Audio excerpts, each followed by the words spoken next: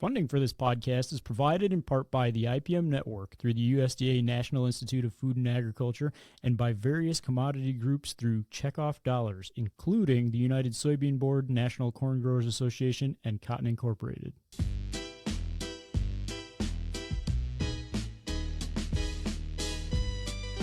The I See Dead Plants podcast shares the stories of people and plants, pests and pathogens, and the conflicts among them. Join us as we speak to the folks who attempt to solve complex problems with plants through pest management research. I See Dead Plants is an extension-based podcast created by the Crop Protection Network and the North Central Integrated Pest Management Center and hosted by Ed Zaworski. Welcome back to the I See Dead Plants podcast. As always, I'm your host, Ed Zaworski. Today, I am really excited. I've got a unique podcast for you listeners today. So, as you know, if you're a longtime listener, we're talking plant pests and diseases, and this is no exception. But we're going to be talking about something a little bit unique in that I'm going to be talking to Dr. Sylvain Charlebois from the University of Dalhousie about food distribution. And I am excited. I think I'm going to learn probably more on this podcast, maybe than I have on any other podcast that I've done ever, because this is such a It's a field that I don't know a lot about. I don't know a lot about the business and the economics and the distribution of our food that we have. And I'm excited to ask him some questions about pests and diseases, but I'm excited to learn what he does at his research position. So just a little bit of background on Sylvain. He got his Bachelor's of Commerce at the Royal Military College of Canada, went on to get his Master's of Business Administration at the in Food Distribution and Policy at the University. Here, correct me if I'm wrong. Université du Québec, Montreal. That's correct. And then went to get his DBA in Food Distribution and Policy at the Université de Sherbrooke. Sherbrooke. That's right. Yeah. And he's currently the director / professor, at the Agri-Food Analytics Lab at Dalhousie University, and he actually co-hosts a podcast himself called the Food Professor Podcast. All sound about right? Yeah, that's correct. You've done your homework. You have to, right? So I just wanted to ask you, Sylvain, I like to start off with some get-to-know-you questions, and they usually kind of explain how folks got into this. So how did you get into this line of work, food distribution research? Well, it's a good question. So first of all, thank you for inviting me to your show. I'd say, Absolutely. I started my career as a military officer at RMC at the Royal Military College, and when you are trained, when you're a trained officer, you have to think strategically about, everything. Of course, I came from a farming background. I grew up working on farms all my youth. And so I had that, went to military college, learned about strategy, and then moved on and became a lobbyist in the food industry. And this is something that is not mentioned in my CV. But if you don't know anything about lobbying, you will quickly realize that you have to understand the notion of power.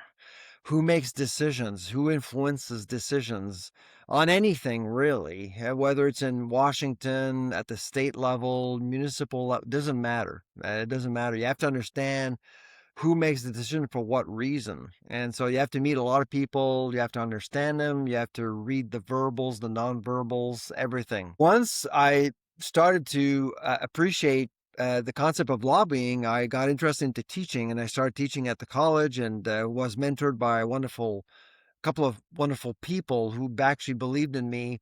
And I was in my mid-20s at the time, and said you should move on and do your master's and then PhD, which I did. As I was going through that process, I immediately realized that I'm a systems thinker, and systems thinkers aren't necessarily all that common. People, when you're in research, you'll have, like in social sciences, you'll have, I'd say, 3 units of analysis. Either you'll have an individual, the consumer, okay? So most, like, psychology drives consumer behavior research, for example, okay? 2, it could be the firm, a company, the government. So that would be another unit of analysis. But there's also another level, which is systemic analysis. So systems. And that's where I felt comfortable, because I've always believed that one portion or one section will actually influence others. One fraction will actually influence everything else. So to me, systems are a bunch of moving parts. And when it comes to food, I mean, you're looking at a very dynamic system. A lot of things changes every single day, every single hour, every single minute. Like your podcast is very much focused on food science or plant science. And Hmm. you do know that there are a lot of things you can control, but there are a lot of things you can't control. So as a plant scientist, or people who are listening to us as plant scientists will know that, you're always about data, you're collecting data, you're understanding the environment before making decisions, before, making proper assessments. Basically, the way I see the world is there's that going on, and that can fuel your analysis for everything else, basically. So that's really why I became a food distribution specialist or expert. So I look at both ends of the food continuum, from farm gate to plate, or farm gate to store or restaurant. So I look at everything that can actually impact supply chains, whether it's labeling, trends, climate change, um, things like currency fluctuations, geopolitics, especially right now, inflation. All of these things will impact a lot of different factions within the system. And of course, I look at policy because I'm a Canadian, so I actually believe in the role of the state. I believe in the role of government regulating and overseeing some of these things, while recognizing that the private sector also. So, based on that description of how you got into this, it sounds incredibly complicated, as I can imagine it. Well, funny enough, Ed, I mean, yesterday I was actually speaking, my latest speaking engagement was actually yesterday before grain growers of Canada. And of course, I do talk to a lot of grain growers, farmers, and I always try to bring them to the essentials, which is the marketplace. And before I did my keynote, I was sitting back and I was listening to all of the presentations about innovation and what was going on with field work and test trials and things like that. And I was actually quite impressed, because what I was hearing, were things like protein fortification. It was about vertical integration with flour mills, for example, and I heard farmers really trying to connect with the marketplace. And frankly, I don't think that 10, 15, 20 years ago, I was hearing that. I've been doing what I'm doing for 25 years, but I've never seen farmer groups trying to connect and trying to understand. And my job during my keynote was to say, okay, this is the innovation that we're seeing at FarmGate right now. But this is what's relevant right now for the consumer, and this is what we're seeing for the next 5, 10 years. So try to align yourself with what is going to happen over the next 5, 10 years. Try to align your innovation agenda based on what's going to happen over the next 5 to 10 years. Yeah. I I think to some degree, farmers, growers, they probably have to start. You mentioned years before they weren't really thinking about these things. They probably have to be doing that now, right? So. Oh, yeah, but because they've understood. Like, farmers are very different than, say, 50 years ago. They're well tooled now. They're well educated, well tooled. They run businesses, and so they understand that vertical integration or vertical coordination brings power, brings influence to their business. So they will pay attention to processing. They will pay attention to consumer trends, and that's fed by guys like me, for example. That's fed by reports they get. It's fed by even family and friends asking really awkward questions about genetic engineering and gene editing and all the stuff that's going on right now that can get confusing for a lot of consumers. before we get into the meat and potatoes of the discussion here, I want to ask you one more kind of get to know you question. What is your favorite part about what you do? Your job, your research. What's your favorite part? It's to uncover things that nobody else has before. I mean, so I'm a social scientist. So my job is to understand humans essentially and how humans are impacting systems. So there's a lot of rhetoric out there, especially in the media, that will imply certain things, and some of these assumptions will lead to uh, will get people to think in certain ways that are not necessarily accurate. And so for food inflation is a big one right now. Okay. So prices are going up, and most people in Canada, and I've heard that in the US as well, well, it's due to the fact that grocers are greedy and the food industry is greedy, so they're just raising margins and things like that. My job as a social scientist is to unpack the concept of food inflation to get to all of the factors that are actually making food more expensive. Now, I'm not saying that greed is not part of it. You need greed to make capitalism work. I mean, that's really the essence of capitalism. But there are so many different factors that are undermined by assumptions, very dangerous assumptions, in my view. Gotcha. So let's get into it. Food distribution. So I tried to do as much reading and kind of looking through publications that you've made to try and understand what that simple term means. And what my understanding now is that it's a simple term, food distribution, but it's complicated. Yeah. So Yeah. what would you say food distribution and food distribution research encompasses? So if you're asking me to define it, I define it as the um exchange between supply and demand. Like I'm oversimplifying it, but it's really about understanding the essence of that exchange between supply and demand. Whether it's businesses, governments, consumers, like in capitalism, you have an exchange. In order for the economy to work, you need buyers and you need sellers. Okay. That connection is enhanced by distribution in a nutshell. So it's either B2B or B2C. So business to consumer or business to business, doesn't matter which environment. Both environments are very different, obviously, but that's really the essence of what food distribution is, in my view. So how do you optimize all that?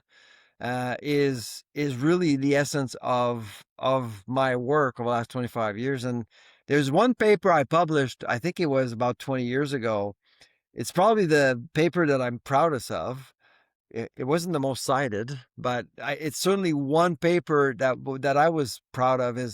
It's called demand chain management. So another term that is often used to talk about food distribution is supply chain management. Okay. So but to me, supply chain management is the wrong term because it implies it entices people to only look at supply. It excludes the consumer, it excludes the buyer. But to me, supply chain management includes the buyer, which is why in this one paper, I actually reversed that paradigm in forming the concept of demand chain management. And to me, it is the priority that I've been seeing that has emerged from agriculture in the last, I'd say, 10, 15, 20 years, whether in the US and Canada. Demand chain management gets farmers, processors, everyone in the food industry to think about the consumer first before, building an architecture or structure to respond to market demands. Because if you think about it, 50 years ago, it was all about grow it, they will come. whatever you can grow, you'll figure out a market eventually. So if you can grow wheat this Yeah, year, yeah. barley, whatever, I mean, it doesn't matter. You'll figure out a market for it. But that's not the dominant paradigm anymore. The dominant paradigm is more about demand chain management. So, I mean, I can talk about the GLP-1 phenomena. I can talk about, you know, health driving decisions, Hmm. food inflation driving decisions. I mean, there's all sorts of things that are driving decisions at the grocery store, at the restaurant. You need to understand those phenomena in order to better understand what you need to grow now, in a year from now, and 5 years from now. What does a day in your life look like, Sylvain? Like as far as like doing research, I don't know. Is it a lot of time spent studying markets, studying demand? Like, what does a day in your life look like? I know you do So a lot of outreach, so, but yeah, beyond that, so I mean, it's I do a lot of different things, obviously. So I'd say I have two dominant hats. So I have the academic hat, running a lab, having RAs. I have about 5 RAs right now. It's the summer, so it's a bit slow. So typically I have maybe 1 or 2 RAs per project, and these projects come from actual companies, or even sometimes governments. So we work with different provinces. In fact, right now we're interacting with some folks in Delaware and Pennsylvania, for example, on this agenda called "Food is Medicine." So again, that's certainly something that's driving a lot of the policy right now in the U.S., particularly with RFK Jr.'s real food agenda. And so we're working on that. And I teach, of course, I teach graduate courses. One is food policy, and the other one is data and decision making for government and business. Because I mean, our lab is all about data. Obviously, we have partners giving us data. We're so fortunate to have. So right now, I can tell you how much is ground beef in Canada, like today. So on average. And so this is just priceless data that we get from our partners. And of course, on the other side, I can always use our feed house. So for example, I can ask my field house, listen, I'd like to know what people think of new labeling laws. So in 2-3 days from now, I'll have a survey in with all results. And so as an academic, it informs me in terms of what people care about right now. So that's one part of my job. The other part of my job is outreach, basically. It's media work. I do 20, 25 interviews a week with media, mostly in Canada. And obviously I write op-eds. I'm a columnist for Post Media in Canada, and in French for a journal, for a newspaper called Les Affaires, because I'm both I speak in both English and French. And so that's the other part that I do. And of course, that exposure gets me in front of audiences all over the country, in fact, all over the world. So this year, I've keynoted, like we're in July now, I've keynoted in all provinces in Canada. I've spoken in California, in Louisiana, in Delaware as well, and in Ireland as well. And so I was in Colombia in the fall. So it gets me in front of audience because people want to know more about what we do, and they want to understand the world as it is. I uh I have a much better understanding now of I didn't even think about the fact that there's probably a large portion of the research here, because I was trying to think about like because I think this is less of an applied research, like the stuff that I'm used to here as a plant pathologist, where someone's like I was doing earlier this week. I went out to a field when it was 100 degrees and looked for diseases, versus like, yeah, but the survey work, I didn't even think about that when I was trying to conceptualize, and that makes a lot of sense that you've got the numbers, you've got the data, and you've got a lot of survey work to do as well to understand the consumers in that sense.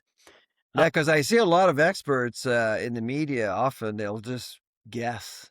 They'll just provide an Oh, opinion, and I hate that. I just completely I lose it when I see that because they'll just guess. Like for example, yesterday I saw an expert in Canada saying that beef consumption in Canada is up in 2026. Well, he just said that because he believes it, but there are no reports so far in 2026 in Canada suggesting that beef consumption is up.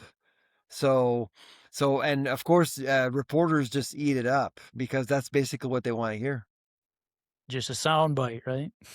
And I'm not saying he's wrong. It's based on an opinion, Yeah, yeah, and an opinion is worth as much as someone else's opinion.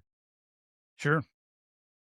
So, Sylvain, I want to ask you, we just talked about the research behind food distribution, and when I sat down with that topic in mind, food distribution, like in my mind, what came to mind is how are we physically moving food around from place to place? I guess how far from what you do is that, like the actual like transportation of food from the research that you do, or is it tightly linked? I don't know.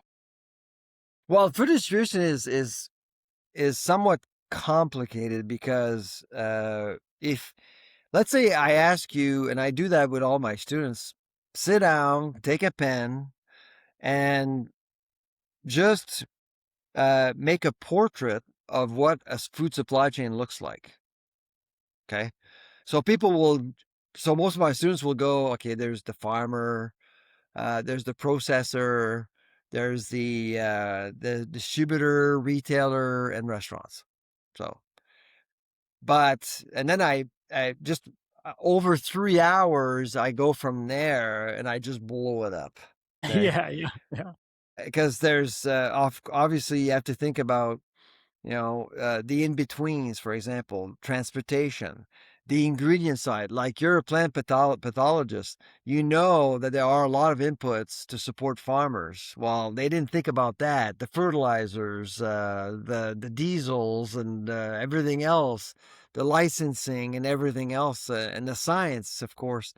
So there's a lot of that going on, and then of course I look at brokers and agents representing. I mean, and I get to explain to people that often ownership of ingredients and food is one thing, but to actually physically have it in your warehouse is something else. I mean, when you look at the entire food supply chain, most organizations that have actually owned the product or part of the product never actually saw it, Mm. never saw the actual the product. And that's how supply chains. So that's why you ask me what food distribution is. It's about the exchange between supply and demand. That's what I'm talking about. It's the exchange. It's not about ownership. It's the exchange. And so all of these exchanges are supposed to add value in one way or another. Mm-hmm. Okay. So by the time it gets to the consumer, you get a loaf of bread, you get sauce, you get spices, you get vinegar, you get wine, you get a fish, you get a Yeah, lot of different yeah. products for different reasons. And so at the end of the day, whatever is going on with the product, it has to make sense to the marketplace eventually. And so that's to me, that's really the most exciting part is to really understand exactly how all these steps can actually get someone, you and I, to buy whatever is being offered to us, basically. That right there to me is if nothing else happened in this podcast, that to me is like extremely valuable, because when you mentioned like having a student draw out that map of what distribution is, I think that's as far as I would have gotten as well, right? Like, yeah, we have the farmer, they have to get it to the grocer, or they have to get it to the Well, look restaurant. at the grocer. Let's start with a place where most people are acquainted with, like the grocery store. Well, the grocery store itself, if you walk your way back, so if you walk around aisles, you'll actually end up facing about 30,000 SKUs on average, maybe. And then when you start unpacking all these SKUs, you realize that some of it is actually supported by merchandising from vendors. So let's say PepsiCo. PepsiCo will actually cover maybe 400 SKUs in a store. So they'll actually take care of the merchandising there. But also grocers are focusing more on contractual manufacturing to support their private labels. So Mm, private labels would be Kirkland by Costco, for example. yeah. And so they have their own supply chain to support their own private labels, and they have their own contractual manufacturers to support their branding strategy as well. And so, and of course, you have some grocers that are in banking, in real estate. They sell clothes. They're in pharmaceuticals, and so all of these things are influencing other section of the grocery store. So that's why sometimes you'll have a loss leader, like a banana, for example. Bananas are often loss leaders. They're sold cheap to get you in the store. Now the bananas are controlled by some companies, and it stabilizes the entire supply chain. So a grocer can take advantage of that stability, that consistency to do other things with other products as well. So, restaurants are the same. When you look at a menu, there are items on the menu that the restaurant operator will actually be losing money, but he'll make more money selling other things. So menu management is really key here. So I had another question that I was going to ask you before I got to bananas, but I was going to ask you specifically about bananas, maybe from a different sense than what you just mentioned. But so I've done I've done more than a few podcasts, but one of the recent podcasts I did was with a researcher that was studying diseases of bananas in the Netherlands. But it's where they were studying genetic components of bananas and breeding for disease resistance. And bananas have become my obsession lately, just like Really? thinking, because just because it's so interesting to me, and this is like one of the most exciting things to me about talking to you, is to ask you about this, because bananas aren't something that I really had thought about very much before doing this podcast, as far as they are in every grocery store, and they're always there. They're always ripe, and they're produced pretty, in specific regions and then distributed globally. I guess I don't know if bananas are available in every grocery store in every country, but certainly here in the United States, and I imagine in Canada, like you could go into any grocery store at any time and there's bananas. So, I mean, I have a lot of questions about that from a distribution standpoint. Like, how is that even possible? But this thing that you mentioned, like about bananas being kind of a thing that is being sold at a loss. Uh, yeah, I don't know. Let me take a step back. How does that, from your standpoint, studying, the supply and demand, and just how bananas, let's stay on bananas, how they're produced, like how does that even work? How is anybody making money from that? Well, I mean, first of all, I mean, the production cycle of bananas is pretty intense. You can actually produce a lot of bananas in it for over a short period of time, and obviously, uh, the the different companies. There are basically three dominant companies controlling the banana food supply chain, if you will. Um, and they support the farmers very much. And so they make sure that there's some stability in terms of pest management, for example, which is probably something that would preoccupy you.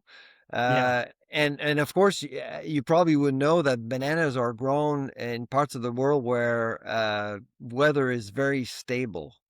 around the equator essentially. And so there's a lot of like compared to coffee, for example, it's much easier to control because that coffee is very vulnerable to climate change.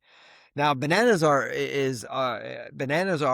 vulnerable to climate change, but the support that companies have actually that have granted to farmers allowed them to be as stable as possible. So predictability has been really a big key for banana supply chains. So when companies are basically dealing with buyers, they say, well, I can supply with bananas all year round that much, so they can rely on supplies, unlike other produce like tomatoes or avocados, and of course avocados. We've seen that in the United States. They're often exposed to some geopolitics. But bananas is a very stable supply chain. They've secured it very well. And that's why often when you do that, you can capitalize on that stability to actually offer loss leaders. Not all the time, but you can offer loss leaders right there. And bananas have actually aged well. Think of the packaging. I mean, there's no damage to bananas as you transport them because they have the peel. And of course for a consumer it's ideal because you can buy bananas and you can actually buy a few, forget about them, grab one once in a while, and that's it. And so really, uh, when you think about sustainability, for example, with packaging and plastics, bananas have actually aged quite well compared to other products. That's That's so interesting. I didn't even think about that. But so I this podcast I did was with a guy named Dr. Fernando Garcia Bastidas, and one of the interesting things that he said to me was, and it all plays into a lot of things you just said. Like we have this banana that's very stable production, right? And it's very the particular banana variety that we all eat, the Cavendish banana, is well suited to this distribution, right? Well, And absolutely. Well, that so which leads to some issues with monoculture and all that, but yeah, that's more for you to worry about. But when I'm looking at the ensemble, the entire food supply chain, the Cavendish cultivar really makes a whole lot of sense to me, like economically. so from your standpoint, I was excited to ask you this. Like he mentioned to me, he said the Cavendish, he studies bananas. He's working in a greenhouse with, I think he said over 100 varieties of banana. And he said that the Cavendish is like not even in his top 100 as far as like his favorite banana to eat. Like, what is the best banana? I was asking him what is his favorite, and I forget what he said at this point, But it's but not Cavendish. it's not Cavendish. And I'm just curious, like, especially from this standpoint of distribution. Like, I know that like the Cavendish has a lot of things going for it, like it takes a while to ripen off the plant, so it can be distributed green, and the thickness of the skin matters as far as like bruising, and there's a lot of reasons that we grow Cavendish.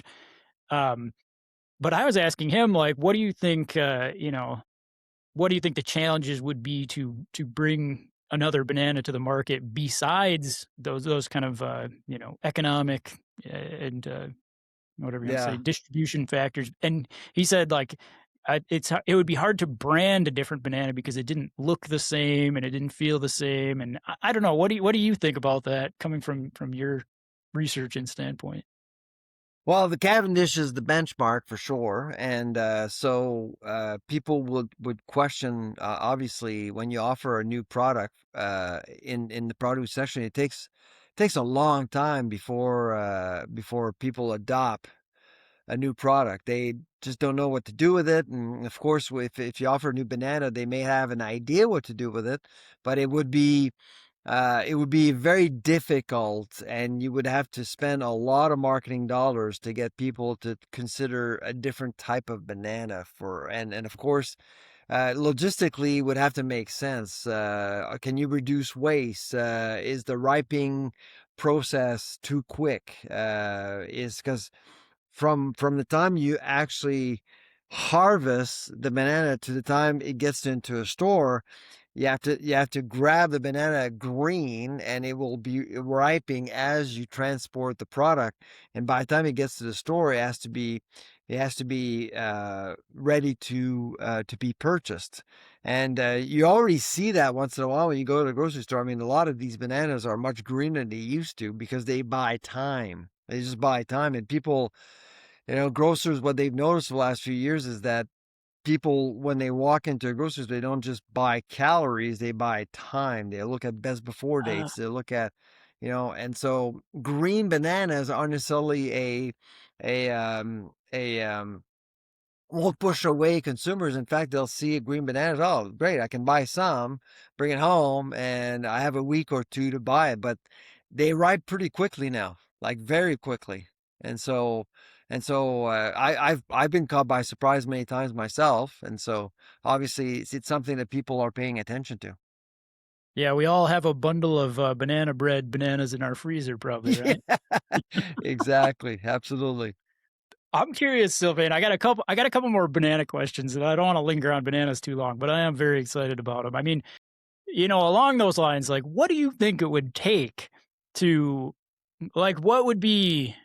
I mean, you mentioned like you'd have to do an intense amount of marketing to get people accustomed to a new banana. But like I think like when he mentioned like, all right, as far as banana flavor, like it's not even in his top 100. Like that's the thing that gets me excited as a consumer is, oh, there's way better tasting bananas. But I know obviously that's not all that goes into it. So what do you think it would take like to get a different banana to the market? Um, I don't know. Like, it would probably be. Well, I think the biggest problem for bananas right now is sugar, and Mm. people are noticing. I mean, I'm thinking about health, Oh, and I have seen nutritionists discouraging people from eating too many bananas. And like, how many times I've actually heard a nutritionist discouraging people from eating a produce of some sort. And so, obviously, so that's something that you may want to look into. Like, how do you provide a banana that has some desirable traits from a health perspective? And I'm not sure bananas right now, the Cavendish in particular, is a perfect one. interesting. Then the last question I'll ask you about bananas is this. I mean, you mentioned, right, that we've got this monoculture for production of bananas in the Cavendish. From your standpoint of, I think about plant diseases all the time. And like I've said it a lot of times in this podcast, in our respective fields in academia, we tend to get this ivory tower perspective of like the thing that we're studying is the most important essentially, right? So like I think about this the threat of the fusarium wilt in bananas is a big threat to the Cavendish. And thus far it's been pretty safe, but we're seeing some kind of development of strains of this. The race TR4 is the one that I talked Yep. with Fernando about. How much I mean, stay on bananas for now, but how much are you thinking about this from in your line of work? Like, and what would happen if we suddenly had an outbreak of race TR4, fusarium wilt, bananas? What does that do to the on the food distribution side? Well, I mean, my first reaction would be, okay, so will that compromise affordability? I mean, is that going to make bananas more expensive? And that's how you assess demand resilience and price elasticity. And so that would be my first thought. Like, I'm a big believer in science, and so my guess is that we'll figure it out. But in the meantime, I'd say that farming practices would change, and that would actually incur more costs. So would that compromise? But farming is about price taking. So um, would buyers be willing to pay more for bananas or the same amount? If it's the same amount, you're looking at losing farms. If you lose farms, you're producing less, or you see larger farms. So the economics of supply chains, if you will, are very powerful. And so it will actually dictate exactly how farming is going to be impacted by whatever disease, whatever is impacting farming and production. You mentioned like bananas. Sorry, one more. I promise this is the last banana question. Like you mentioned bananas being kind of sold at a loss and being kind of this thing that gets people in the door to a grocery store. Uh, I can imagine this scenario, right? If we got a massive disease outbreak and we lost a lot of banana production as a result, like, yeah, people are going to be making that choice. Grocery stores are going to be making that choice. Do you think that the loss of bananas, this is the ultimate doomsday scenario. The loss of bananas, like, do you think that that hurts, getting people in the door at a grocery store, or would they just shift to some other product to kind of be that banana substitute, so to speak? Oh, yeah, absolutely. I mean, there are other products that are being used as loss leaders. Bananas aren't the only one. And so Right, my right. guess is like in produce, for example, that's the one choice because the volume is there and the volume is consistent as well. And so you want to focus on that as much as possible. But can you actually create another loss leader? Of course you can. Like anything canned in the middle of the store, that's probably like canned tuna, canned salmon, sometimes canned soup. Those are loss leaders too, once in a while. And so depending on where you are, so I don't know in the States, depending on the state, you'll have different loss leaders. Costco is using two loss leaders. They've been using two loss leaders forever. The hot dog at the front and the rotisserie chicken in the back. Yeah, So yeah, yeah. and in the middle you have 4,000 SKUs of different products and Costco's model is pretty simple. Whatever you buy at Costco, their margin is 15%, and they take that 50% to pay for salaries and the box you're in and everything else. And the membership that you pay to get in, those are the profits of the company basically. Got it. Yeah, that's interesting too, but I won't linger on it. So I wanted to ask you I also, mean, Sylvain. Costco is a bank, Kyrie. So when you walk into Costco, most of the inventory there is not paid by Costco. Costco doesn't own. Uh, They pay their suppliers as they sell stuff to you and I. And so really Costco is a bank. It's a cash flow box, essentially. Another interesting aspect in the line in the chain of food distribution, the bank at Yeah. Costco. Uh, Sylvain, how are different types of foods distributed differently? I think like the main categories that come to mind, I'm sure there's a lot more than I can think of, would be like fruits and vegetables or like livestock and the proteins that Yeah. are coming from that, or grains or processed foods. But Yeah. Well, I yeah, mean, you have in the periphery of the store, typically you're looking at very intensive supply chains. And when you think about produce, for example, I mean, most of the time, the inventory turns 2, 3 times a day. In the center of the store, it may be once a oh, week, once yeah. every 2 weeks. So starting from there, and perishability will drive the dynamic of the supply chain. So depending of what product you're looking at, it will impact how supply chains are managed. Mm. I had never, I will freely admit, I freely admit when I realized something for the first time in the podcast, I didn't think about the periphery of the store being where a lot of the perishable items are, but yeah, every Oh yeah, grocery no. store Well, is I treated mean, like that. the grocery store is a beehive at night, right? So they'll have different people turning inventory, whether it's bread or seafood, or I mean, seafood is pretty dynamic. I mean, and so yeah, the ready to eat counter, all that stuff. I mean, it's like the ready to eat counter is basically what they couldn't sell, and they repurpose all that food and they make sandwiches and salads and things like that. So they actually are recovering the products that they didn't sell and add value to that and increase margins. And so that's a big money maker right now for grocers. Hmm. You mentioned, Sylvain, earlier, like this idea that like 50 years ago, farmers were growing things that they could grow, and there would essentially be, they would find a market for it. There would Build be it, a they will market. come. Yeah. Right. And so you mentioned there's been a shift as far as, you know, the demand essentially dictating what is grown and where it's grown. Yeah. Um, I guess I wanted to ask you just like a little deeper than that. Like, how does the demand dictate that? I was just thinking like along the lines of here in Iowa, like, again, from my narrow view, I interviewed one of the professors here on campus a couple of years ago at this point, and she was talking about diversifying rotations in Iowa. You know, primarily we're growing corn and soybeans for grain production, right?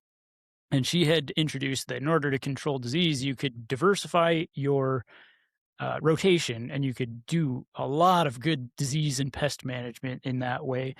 But the things that you would be rotating in did not have a a market here in Iowa. So, like, it was interesting because you had this very clear benefit that you'd be getting from diversifying the rotation, but there was not a demand here in Iowa, I think, for like stuff like For that alfalfa. crop. Yeah. Right. So, I guess what are the factors that are really dictating what people grow and where? Is it like proximity to the markets? Is it yeah? What from your standpoint? What do you see in there? I'd say, just going back to yesterday's discussion with the group at the Grain Growers Conference. Yeah. We did talk a lot about processing. There are some parts of Canada where there's just little demand, and so I think more and more supply chains are thinking about partnerships, uh, and the whole notion of local is fluid as well, and so, like, for example, McDonald's is, in Canada, McDonald's is the largest buyer of ag commodities in Canada that we have. They just buy the biggest buyer of beef, biggest buyer of eggs. And so, but they've actually promoted farmers. And so when people go to McDonald's, they overlook the fact that it's a global company. They know that they'll actually be buying commodities that are actually grown in Canada. So the notion of local is just different. But if you're growing something, and I'm told there's no market for whatever you're growing, it means you're probably looking at the wrong place, or you don't really understand the market quite well. So, and so what can drive, let's say, for example, what can drive grain farming, for example? Well, this whole notion of gluten-free, that's certainly one thing. Um, Type 2 diabetes, the GLP-1 phenomena with protein fortified products. All of these things are getting farmers to pay more attention to the market and see exactly what you can grow while optimizing your field, while optimizing your crop rotation, everything you need to do as a farmer. And so I see more of that stuff now than just a few years ago, because they actually get, so if you talk to McCain and Maple Leaf and McDonald's and all of these companies, they're actually connecting with farmers way more, because the disconnect actually came from both sides, right? Farmers didn't understand the market, but people interacting with market, they just basically use their pull effect. You give me this, or else I'm not doing business with you. But I Oh, mean, at some point, you need the support of farmers, because you're either going to run out of products. So there's more I would say farming empowerment coming from companies that do deal with people on a regular. So we see it with Cargill, with GBS, we see it with most big companies really that do interact with consumers on a regular basis. So they work with the supply chain much more closely now to make sure that they do have a product to sell over time and that actually fits the market. Interesting. Yeah, That's vertical coordination.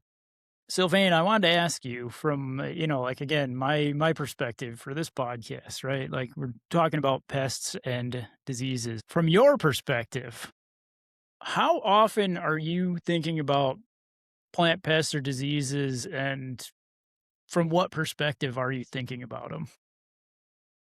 Uh, I think about them all the time, but from a economics perspective, like a retail economics perspective. So if we're seeing a drought, like what we just saw in the U.S., for example, early July, um, I'm always concerned about how it will impact prices for consumers eventually. Will it? And if so, for how long and how much? Basically, those are the things that I think about all the time.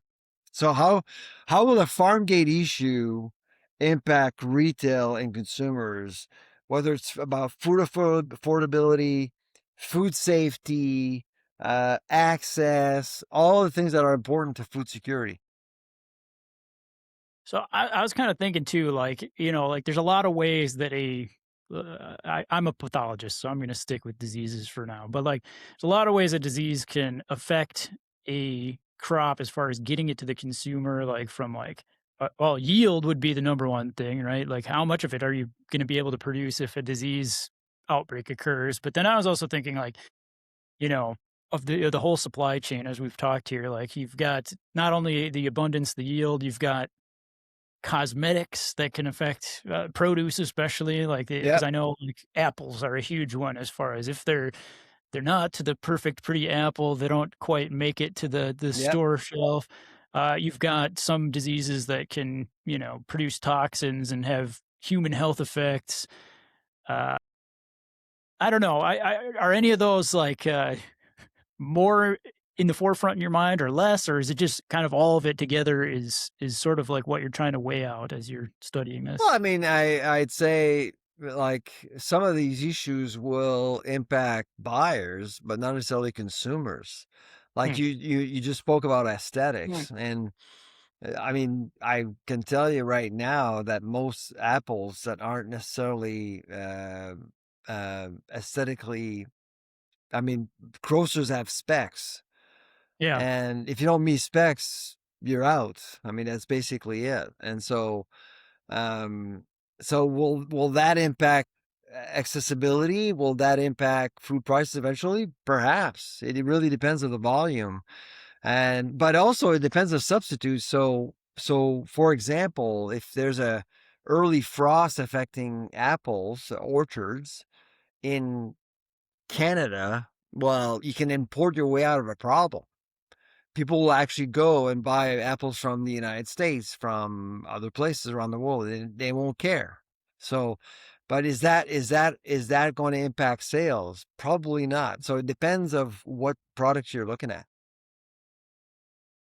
One more from this standpoint of diseases and pests, like, yeah, I talk a lot about farmers and their concerns. Like, what are their biggest concerns? And while I would want it to be diseases, again, it's probably pretty low down the list as far as like nutrient inputs and rainfall and a lot of other factors that go into farming. Is from your standpoint of food distribution, where on the spectrum is a plant disease or pest issue? I mean, I'm I'm not an expert in your field, obviously. So I learn every day. So um, every time I hear about a disease, I probably don't know much about it. And so obviously, I'm not too concerned about the disease itself. I'm more concerned about the impact of the disease Yeah. on crops. and how it's going to impact the rest of the food supply chain, basically. And are they substitutes? I mean, I'm not married to how farmers are impacted. I'm more focused on Yeah, on yeah. on the economics of the entire supply chain, really. And so, yeah, like I said, I'm a systems person, and so I look at, if it's sad to say, but sometimes in farming, the unfortunate scenario for one farmer will be a good thing for others. You know this. I mean, Yeah, yeah. you know this. Prices go up, and it helps other farmers. So that's why I tend to be a little bit careful in terms of how certain situation will actually impact farming overall. Let me flip this question and ask you, like, what are the things that you are most concerned about with regards to food distribution? Like, what keeps you up at night, and what are the things that you're really tuned into on a day-to-day basis? How the public is misinformed about what's going on.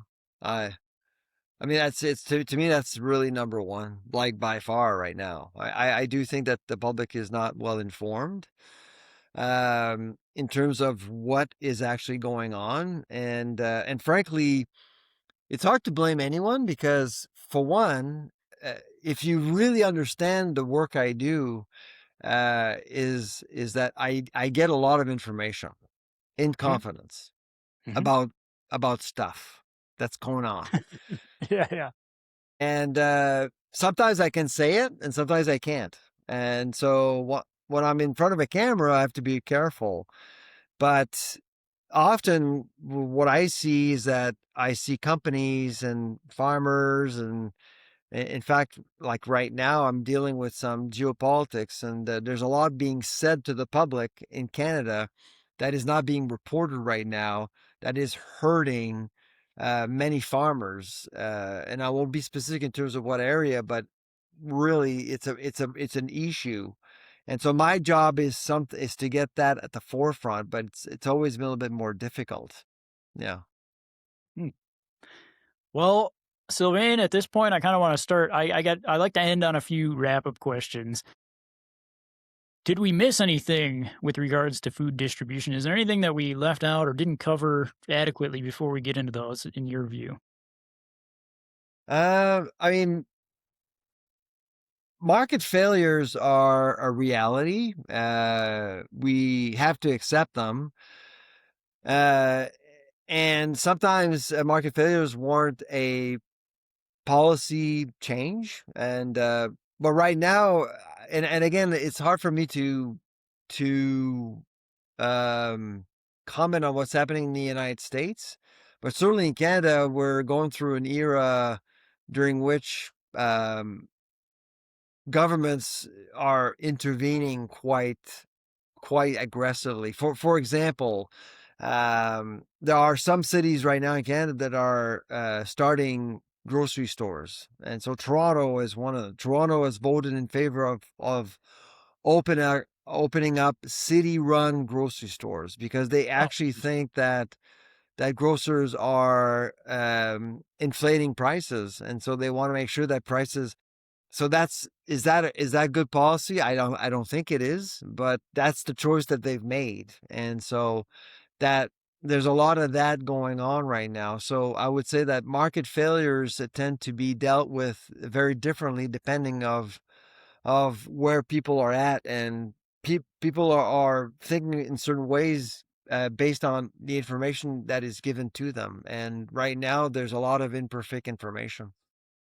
I mean, even if I mean, New York is actually going through the same thing. New York is establishing grocery, like city-run grocery stores, mm. and I can tell you it's gonna be a failure. But people have to go through these things in order to appreciate, some of the Oh, some of yeah. the bad decisions. Yeah. Yeah. Well, if there's one thing that I've learned from, everything that we've talked about thus far, it's how complicated this is. And that's like a tendency of humanity, right? To, if they don't understand the depth of any subject matter, right? To kind of oversimplify it and think that it's simpler than it Exactly. is, and that they can fix it in a certain way, right? But Exactly. Yep. so my first wrap up question for you, Sylvain, is how do you think food distribution might change in the future, and then maybe like what do you hope will happen, especially after what you just said? Well, obviously, AI is a big piece right now. I Oh mean, man, yeah, no, AI is disrupting a lot of things in a good way, as far as I'm concerned. I mean, I actually do think that optimizing supply chain is going to go on steroids with AI. And what I mean by that is that it will optimize the exchange. It will predict. It will actually allow companies to forecast. I'll give you an example. Often when you go to a grocery store, you're influenced by a bunch of things without realizing it. The weather. It's raining outside. You show up at the grocery store. Are you going to actually buy yourself something to slap on the barbecue? Probably not. Well, maybe yes, maybe no. But it's a nightmare for a grocer to predict based on weather, based on let's say that there's a plant nearby that we saw layoffs. There's a new store coming in from the competitor that's opening up, and so I think will absolutely make the entire supply chain way more efficient, essentially because it gives more power to everyone to better forecast. So, and that's what I do for a living. We do some forecasting as a lab, and I got to tell you, it's super powerful. If you know exactly where the puck is going to be, just to use a hockey analogy here, before it actually gets there, that's power. I mean, we just saw the World Cup in soccer. Lionel Messi, for example, will know where the ball is going to be even before anyone else actually knows where it's going to be. So that's what AI will. But from a systems perspective, everyone will actually have that advantage because access to AI is not that difficult. It's not that expensive. interesting.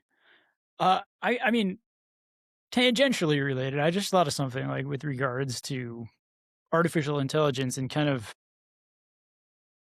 boosting efficiency in that way. I've been noticing lately. Everybody's probably bought something off of Amazon.com, right? Like I've been noticing lately that almost every time I check out, it prompts me to add things to my cart, groceries, right? Like bananas, milk. I don't remember what all was on this list. With regards to AI and enhancing efficiency of distribution, is that the route that you're thinking, or are you thinking more along the lines of it stays like in a physical grocery store and it's just more efficient?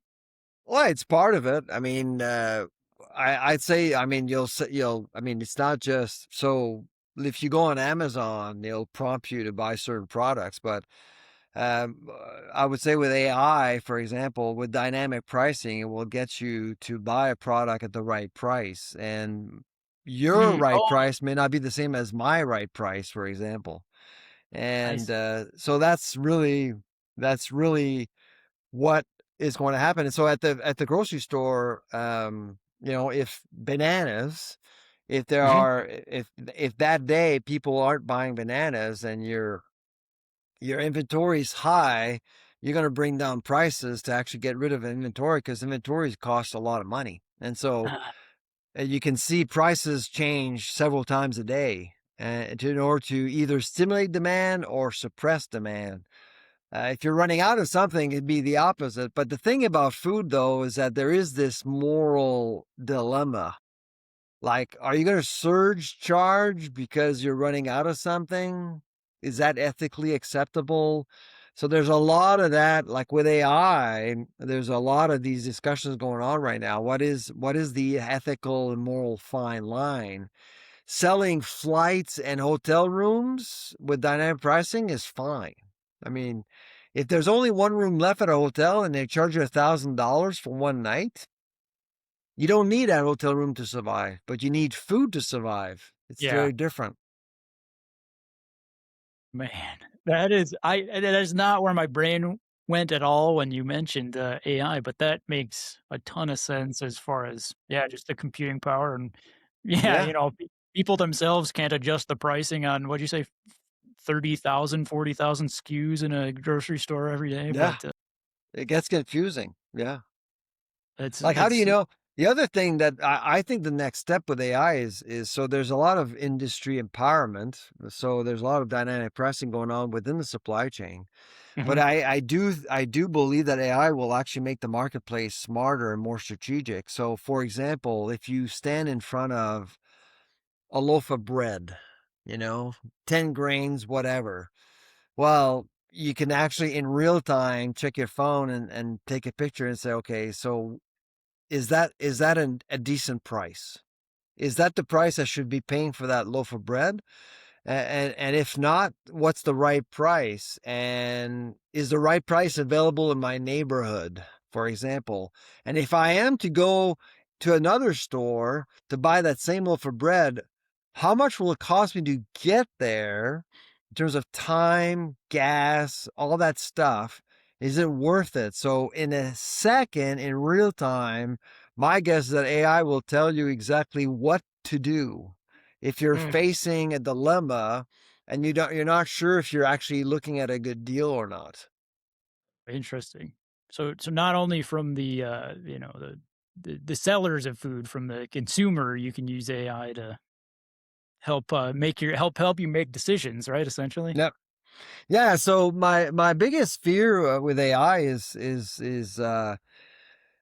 is our ability to critically think Yeah. as a Oh, yeah. society. And so Yeah. I mean, shopping gets you to make decisions, Mhm. Ah, yeah. rational or Mhm. irrational. Yeah. You know, and we've accepted that for a long time. If you show up at the grocery store hungry, you'll Yeah. make irrational decisions. And we all know that. But with AI, when you over rationalize a marketplace, you kind of lose sense of your critical thinking. And that's a big piece of being human. I mean, the phone or whatever you're using will tell you rationally you should be buying that loaf of bread. You should be going elsewhere to buy that loaf of bread. But at the end of the day, I mean, what are you going to do? I mean, it's your choice, it's your life, it's your time. And do you actually want to spend, a lot of time just looking for a loaf of bread, or do you want to do other things? And what else should you consider as well? So I think there's a lot of that is going to come up over the next several years saying, okay, so AI can actually make the marketplace smarter on both ends. But really, at the end of the day, food is about culture. Food is Yeah. about traditions. Food is about uniting people, bringing people together. And those are intangibles that you can't really push aside because of AI. I mean, so that's really so. What if you like pizza with a lot of grease and fat and sodium and sugar? It's not the optimal thing to eat. We all know that. I mean, if you actually eat pizza all the time, it's not going to be good for you. But indulging is part of being human. Mhm.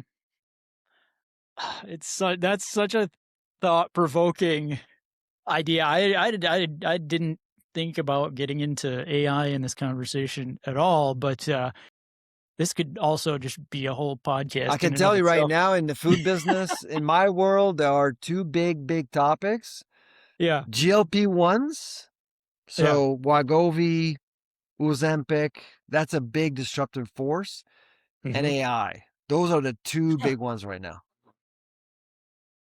Yeah. I can see it, like, it's, GLP-1s are one of the most, advertised things that I see on a daily basis, whatever media you're consuming, Because they're making money.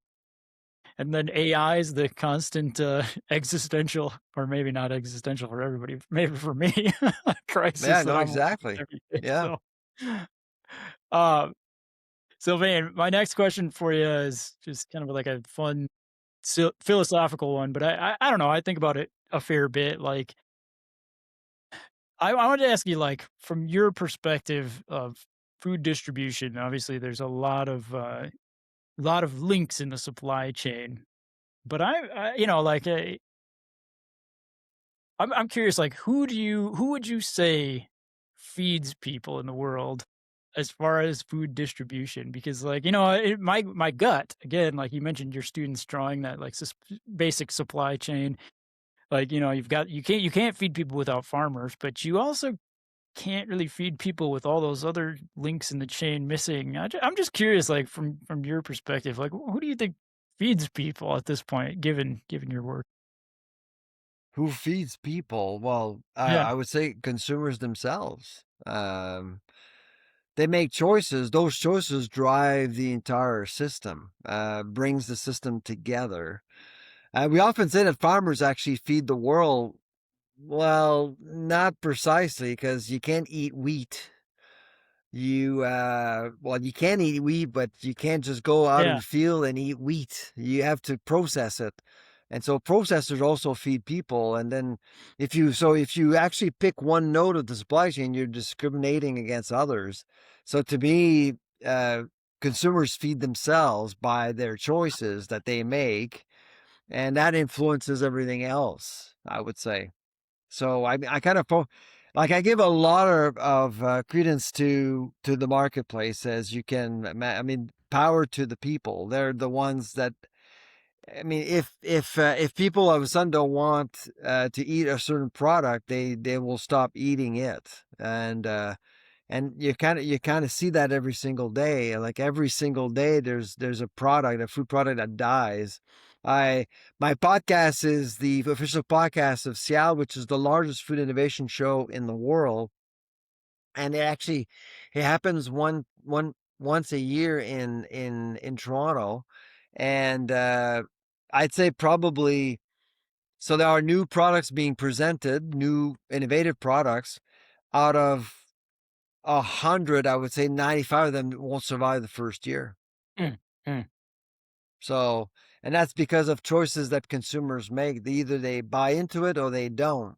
And you kind of have to respect that.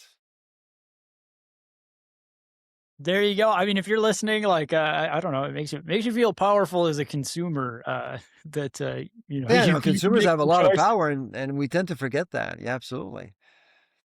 Mm. My last one for you, Sylvain, is, I always like to kind of end on a, message to, the average person, the member of the public. Like,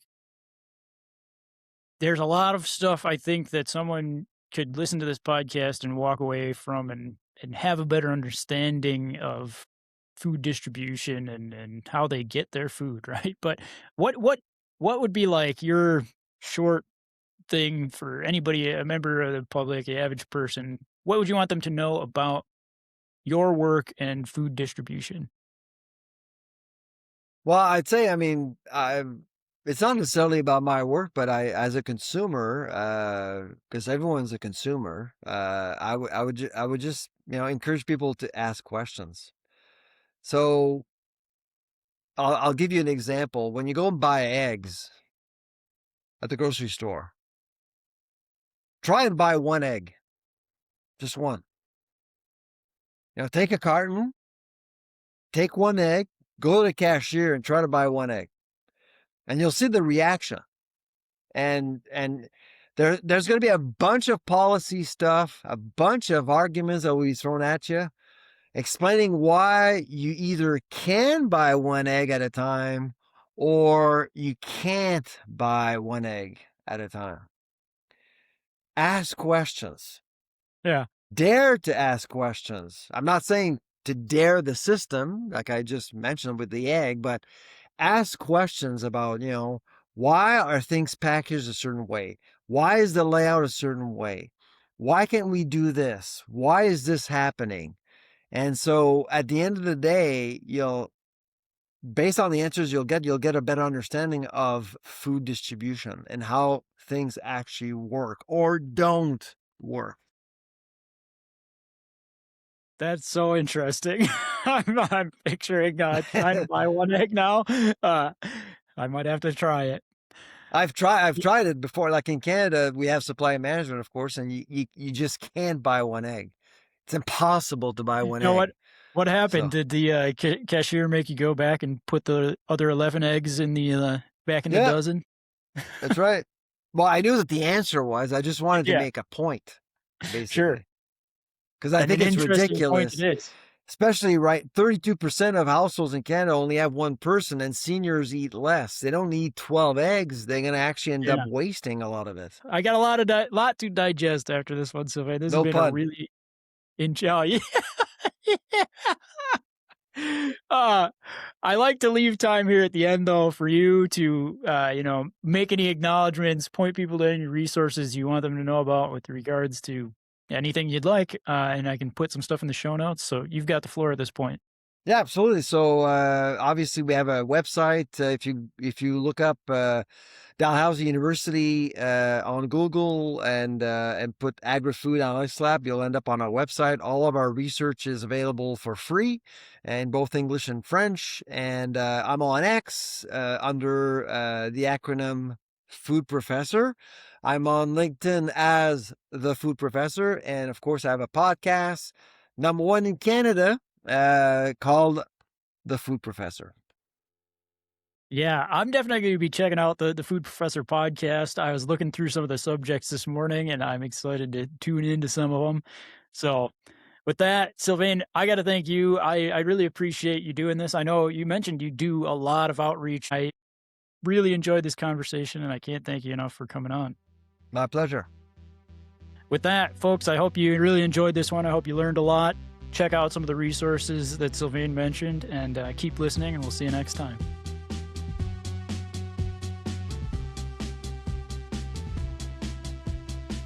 I See Dead Plants bridges the gap between plant science research and the impact it has on our daily lives. It is brought to you by the Crop Protection Network and the North Central Integrated Pest Management Center, which are both partially supported by the USDA National Institute of Food and Agriculture. For more information on today's topic or other pest management issues, check out our show notes, cropprotectionnetwork.org or ncipmc.org.